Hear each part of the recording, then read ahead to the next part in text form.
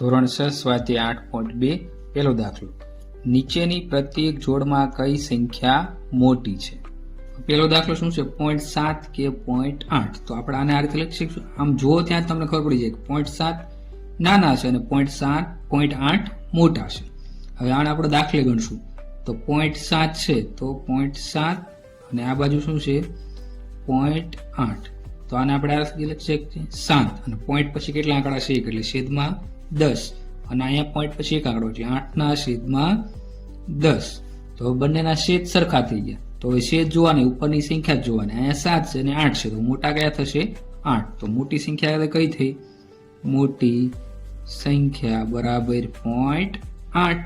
બીજો દાખલો 0.05 કે 0.5. તો આને આપણે આ રીતે લખશું 0.05 છે તો 5 એમના પોઈન્ટ પછી કેટલા આંકડા છે? 2 એટલે છેદમાં કેટલા થશે? 100 થશે.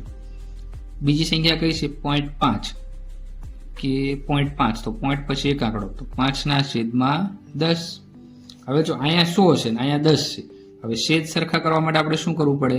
5/10 ને કેટલા વડે ગુણવા પડે? 10 વડે. તો નીચે 10 વડે ગુણો તો ઉપર 10 વડે ગુણવા પડે. તો 5×50 અને 10×100. તો બે સંખ્યા મળી ગઈ આપણે. 5/6 આ જે પહેલી સંખ્યા હતી અને બીજી સંખ્યા શું મળી? 50/100. તો કઈ સંખ્યા મોટી થશે? હવે છેદ તો સરખા થઈ ગયા એટલે ઉપરની સંખ્યા જોવાની. અહીંયા 5 છે, અહીંયા 50. તો 50/100 મોટી. તો મોટી સંખ્યા કઈ થશે? મોટી સંખ્યા બરાબર શું થશે? 0.5. આ 50 ની મૂળ સંખ્યા 0.5 હતી આપણે લખી નાખ્યું. ત્રીજો 2 કે 0.25. હવે 2 એમ નામ રહેવા દઈએ. હવે 0.25 છે તો પોઈન્ટ પછી કેટલા આંકડા છે? 2. તો છેદમાં શું થઈ જશે? 100. હવે આ 2 ના છેદમાં 100 લાવવા માટે આપણે 2 ને કેટલા વડે ગુણવા પડે? 100 વડે. હવે છેદમાં કાંઈ ના હોય તો એક તો નીચે 100 વડે ગુણાશે તો 200 અને છેદમાં શું થઈ ગયા? 100. તો બે સંખ્યા થઈ ગઈ. 200/100, 25/100. તો અહીંયા 200 છે, અહીંયા 25. તો મોટી સંખ્યા કઈ થઈ? 200. તો મોટી સંખ્યા બરાબર 2. હવે આમ નામ જોવો તો તમને ખબર પડી જાય કે અહીંયા 2 છે અને અહીંયા પોઈન્ટમાં સંખ્યા તો 2 મોટી છે. દાખલા નંબર 4 1.54 કે 1.504. તો 1.54 છે તો પોઈન્ટ પછી કેટલા આંકડા છે? 2. તો આને આપણે લખશું 154/100 કે બીજી સંખ્યા કઈ છે? 1.504. તો પોઈન્ટ પછી 3 આંકડા તો 1504/3 આંકડા એટલે 3 શૂન્ય 1000 થઈ ગયા. હવે અહીંયા 100 છે, અહીંયા 1000 છે તો અહીંયા લાવવા માટે આને કેટલા વડે ગુણવા પડે? 10 વડે. તો 100/154/100. 1000 લાવવા માટે આને 10 વડે ગુણશું તો ઉપર 10 વડે ગુણશું તો 1540/1000. તો આ બીજી સંખ્યા થઈ ગઈ.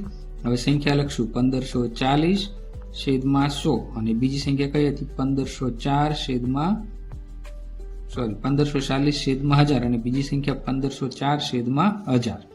તો કઈ સંખ્યા મોટી થઈ ગઈ? આ 1540 અને આ 1504. તો આ સંખ્યા મોટી. તો લખશું મોટી સંખ્યા બરાબર શું થશે?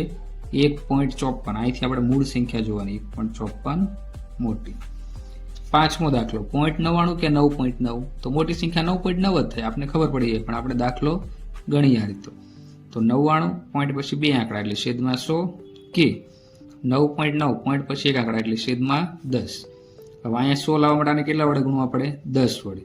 તો 99/10 ગુણ્યા 10 ગુણ્યા 10. તો શું થઈ જશે? 990/100. તો હવે સંખ્યા 99/100 અને બીજી 990/100. તો કઈ સંખ્યા મોટી થઈ? આ 990 વાળી સંખ્યા મોટી. તો એની મૂળ સંખ્યા કઈ છે? 9.9. તો મોટી સંખ્યા બરાબર 1.507 અને 1.057. તો આપણે ખબર પડી જાય 1.507 મોટી છે, પણ આનો આપણે દાખલો ગણીએ તો પોઈન્ટ પછી કેટલા આંકડા છે? 3. તો છેદમાં 1000. 1507/1000. આમાં પોઈન્ટ પછી 3 આંકડા તો 1057/1000. તો બે સંખ્યા મળી 1507/1000 અને 1057/1000. હવે છેદ સરખા થઈ ગયા એટલે ઉપરની સંખ્યા આ કેટલી છે? 1507 અને 1057. તો 1507 મોટી. તેથી મોટી સંખ્યા કઈ થશે? મોટી સંખ્યા બરાબર શું? દાખલા નંબર 2 નીચેની પ્રત્યેક જોડમાં કઈ સંખ્યા નાની છે? તો આમાં આપણે શું કરશું? પેલું 0.03 તો આ પોઈન્ટ પછી 3 આંકડા તો શું થશે 3/100 કે બીજી સંખ્યા શું છે 0.03 તો પોઈન્ટ પછી 3 આંકડા તો 3/100 શું થશે 1000. હવે આમાં છેદમાં 100 છે આમાં 1000 તો અહીંયા 1000 લાવવા માટે આને કેટલા વડે ગુણવા પડે 10 વડે તો 3/100 ગુણ્યા 10 છેદમાં 10 વડે ગુણો તો અંશમાં 3 વડે 10 વડે ગુણવા પડે કે 3/1000 એમ નામ. હવે શું થશે 3 દાન 30 અને 100 ગુણ્યા 10 એટલે કેટલા થશે 1000. હવે શું થશે બીજી કઈ સંખ્યા હતી 3/1000 તો અહીંયા 30 છે અને અહીંયા 3 છે તો 30 મોટા. તો આપણે કઈ સંખ્યા જોઈએ નાની સંખ્યા તો નાની સંખ્યા કઈ થશે નાની સંખ્યા બરાબર મૂળ સંખ્યા કઈ હતી 0.003 એ સંખ્યા શું થશે નાની થશે. બીજો 5.9 અને 0.59 તો 5.9 પોઈન્ટ પછી એક આંકડો છે તો 59/10. બીજી સંખ્યા કઈ હતી 0.59 તો પોઈન્ટ પછી બે આંકડા તો 59/100. હવે આ છેદમાં 100 છે ને અહીંયા 10 છે તો અહીંયા 100 લાવવા માટે કેટલા વડે ગુણવા પડે 10 વડે તો 59/10 તો અહીંયા 10 વડે ગુણશું તો ઉપર 10 વડે ગુણશું અને 59/100 તો એમ નામ જ છે. હવે આ શું થશે 59 ગુણ્યા 10 એટલે 590 છેદમાં શું થશે 100 અને અહીંયા શું છે 59/100. હવે છેદ સરખા થઈ ગયા ઉપરની સંખ્યા અહીંયા 590 છે અને અહીંયા 59 તો નાની સંખ્યા કઈ થશે 59/100 તો એની મૂળ સંખ્યા શું હતી 0.59 તો નાની સંખ્યા કઈ થઈ 0.59. ત્યાર પછી 43.5 અને 4.35 તો આમાં પોઈન્ટ પછી એક આંકડો છે તો 435/10 કે હવે આમાં પોઈન્ટ પછી બે આંકડા તો 435 કેટલા થશે 100 થશે. તો અહીંયા છેદમાં 10 છે ને અહીંયા 100 તો અહીંયા 100 લાવવા માટે શું કરશું આપણે ઉપર નીચે બંનેને કેટલા વડે ગુણશું 10 વડે કે 435/100. હવે આનો શું થશે 4350 435 ગુણ્યા 10 અને છેદમાં શું થઈ જશે 100 અને બીજી સંખ્યા 435/100 તો અહીંયા 4350 અને 435 તો 435 વાળી સંખ્યા નાની તો નાની સંખ્યા કઈ થશે નાની સંખ્યા બરાબર આની મૂળ સંખ્યા કઈ હતી 4.35 નાની સંખ્યા થશે. ચોથો દાખલો 8.67 અને 86.7 તો અહીંયા પોઈન્ટ પછી બે આંકડા છે તો શું લખશું 867/100 કે હવે 86.7 તો પોઈન્ટ પછી એક આંકડો તો 867 શું થઈ જશે 10. હવે અહીંયા 100 છે તો અહીંયા 100 લાવવા માટે ઉપર આપણે કેટલા વડે ગુણવા પડે 10 વડે અને નીચે કેટલા વડે ગુણવા પડે હવે અહીંયા 100 છે અને અહીંયા 10 છે તો અહીંયા 100 લાવવા માટે નીચે આપણે કેટલા વડે ગુણવા પડે 10 વડે તો અંશમાં આપણે 10 વડે ગુણશું અને આ 867/100 એમ નામ લખશું. હવે આ શું થશે ગુણાકાર 867 ગુણ્યા 10 એટલે 8670 છેદમાં શું થઈ ગયું 100 અને અહીંયા 867/100 બીજી સંખ્યા એમ નામ રાખશું.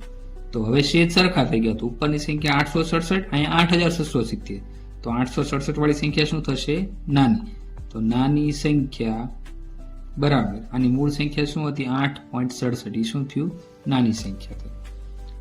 પાંચમો દાખલો 6.14 અને 0.614 તો અહીંયા પોઈન્ટ પછી બે આંકડા તો 614 છેદમાં શું થશે 100 કે હવે અહીંયા પોઈન્ટ પછી ત્રણ આંકડા તો 614 છેદમાં શું થઈ ગયા 1000 થઈ ગયા.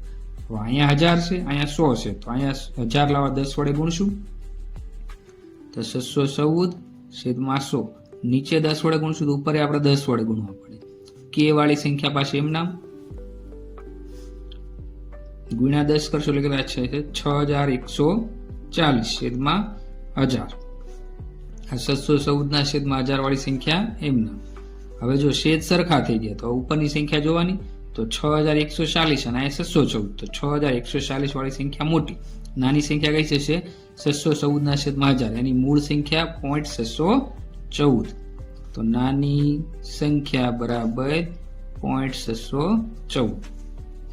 છઠ્ઠો દાખલો 6.35 અને 63 તો આમાં પોઈન્ટ પછી કેટલા આંકડા છે 2 તો 635 છેદમાં શું થશે 100 આમાં શું છે પોઈન્ટ પછી ક્યાં આંકડો છે જ નહીં તો 63 આપણે એમ નામ લેવા દઈશું.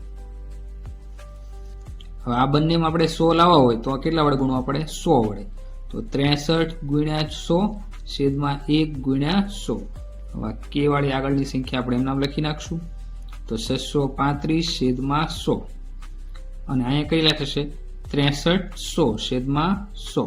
તો આમાં કઈ સંખ્યા મોટી થઈ જાય? અહીંયા 635 અને અહીંયા 63, તો 63 100 વાળી સંખ્યા મોટી. તો નાની સંખ્યા શું થઈ? 635 ના છેદમાં 100, એની મૂળ સંખ્યા 6.35. તો નાની સંખ્યા બરાબર 6.35.